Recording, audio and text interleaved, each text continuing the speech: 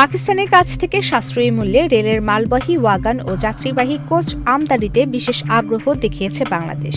এই লক্ষ্যে বাংলাদেশের একটি উচ্চ পর্যায়ের প্রতিনিধি দল সম্প্রতি পাকিস্তানের রেলওয়ে কারখানাগুলো পরিদর্শন করেছে। পাকিস্তানের প্রভাবশালী সংবাদ মাধ্যম ডনের এক প্রতিবেদনে এই তথ্য জানানো হয়েছে।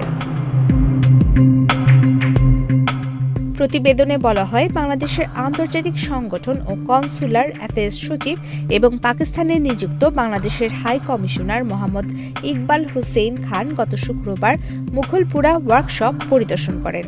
এর আগে তারা ইসলামাবাদের ক্যারেজ কারখানাও পরিদর্শন করেছিলেন। পদ্মা সেতু, মেট্রো রেল এবং এলিভেটেড এক্সপ্রেসওয়ে নির্মাণের গর্বিত অংশীদার বসুন্ধরা সিমেন্ট। পরিদর্শনকালে পাকিস্তান রেলওয়ের প্রধান মেকানিক্যাল ইঞ্জিনিয়ার মোহাম্মদ নাসির খলিলি প্রতিনিধি দলকে রেলওয়ের প্রযুক্তিগত সক্ষমতা ও চলমান প্রকল্পগুলো সম্পর্কে অবহিত করেন। বাংলাদেশের প্রতিনিধি দল পাকিস্তানের রেলওয়ের কারিগরি দক্ষতা ও পেশাদারিত্বের প্রশংসা করেন। ফরহাদ ইসলাম এই সফরকে দুই দেশের বন্ধুত্বের শক্তিশালী নিদর্শন হিসেবে অভিহিত করেছেন। রেলওয়ে সূত্রের বরাত দিয়ে ডন জানিয়েছে, অন্যান্য দেশের তুলনায় পাকিস্তান অনেক কম দামে এসব রোলিং কোচ ও ওয়াগন সরবরাহের প্রস্তাব দিয়েছে।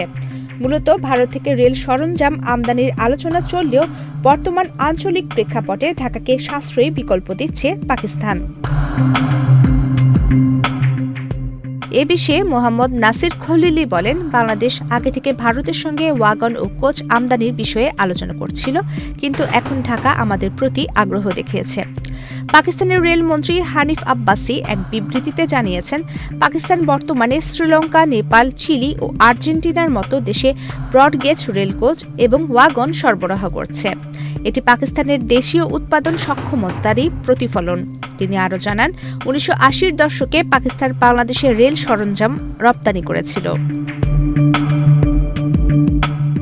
প্রাথমিক সফরের পর পরবর্তী ধাপে বাংলাদেশ একটি বিশেষজ্ঞ দল পাকিস্তানে যাবে। তারা সেখানকার রেল সরঞ্জামগুলোর বিস্তারিত কারিগরি মূল্যায়ন সম্পন্ন করবে। প্রমিতি কিবদে ইসলাম, বাংলাদেশ প্রতিদিন।